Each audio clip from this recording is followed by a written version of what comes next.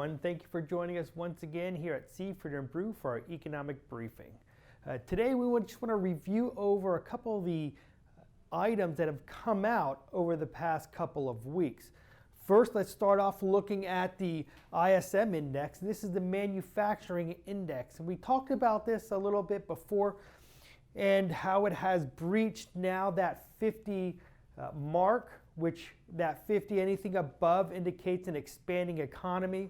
Once we get below that 50, if you recall, that means that that manufacturing sector is beginning to show signs of weakening. And we continue to see this number fall down. We're down to that 47.8. As we approach that 42 mark, once we get below that, that's an indication of maybe a broader slowdown in the overall economy. So we have to keep an eye on this number here, and this is for September, down to that 47.8. We saw similar declines for the non-manufacturing index. However, it has yet to fall below that 50 mark. We're down here at that 52.6. So we continue to have this downward momentum, and we will continue to monitor this to see if and when we fall below that 50 mark. But as for that employment situation report, we saw the number of jobs created at 136,000, below expectations here.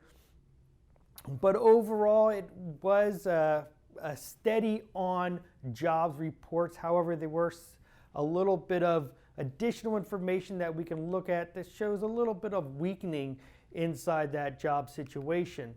Overall, though, we did see the unemployment rate at 3.5%. We'd have to go all the way back to 1969 to get a rate equivalent to that number. So we're at about 50 years in terms of where we are at the low of the unemployment. Follow that up by that average hourly earnings. We see that changing by 2.9% year over year. We have some downward momentum in this change number. As you can see, we're up over 3% at the early part of this year, and now we're starting to come back down. So I want to keep an eye on this and see if we continue to see this lag or this lower level of change in those wages. Also, we had the non-farm job openings continue to come down, but we're still at just over 7 million jobs that have been opened. But this is something to keep an eye on, is this downward momentum showing there that we have less and less jobs open. However, we are still about $1 million higher than the overall unemployed number. So we still have a vast amount of jobs that need to be filled out there.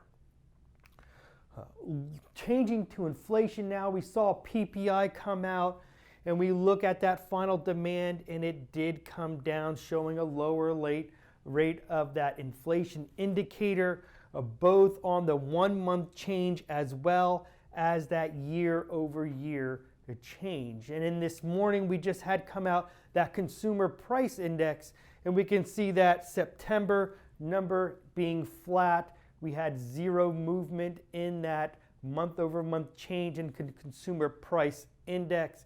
You follow that up and you look at the year over year changes. When we look at all items, we're up just 1.7%, slightly lower than expectations. And then we have the core number with that less food and energy at just 0.1, and that year over year at 2.4.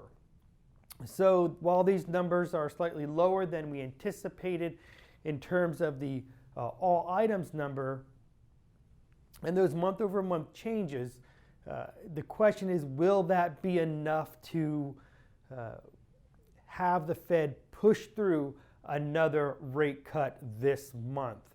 I still think the verdict is out on that. We don't really know which way they're going to move. I don't believe that they have enough credence to push through that additional rate cut. I think December is when most likely that will happen.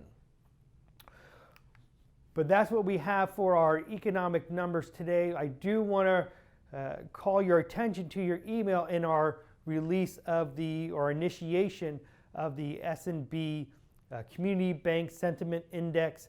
I encourage you all to go out and take that survey. It's a very quick survey, just giving us an early indication as far as your loan growth and deposit growth and what you anticipate those to be over the next 6 months, as well as your funding cost and your overall yields. So we hope you guys participate in that, and I look forward to sharing that information with you in the coming month. Have a great day, everyone.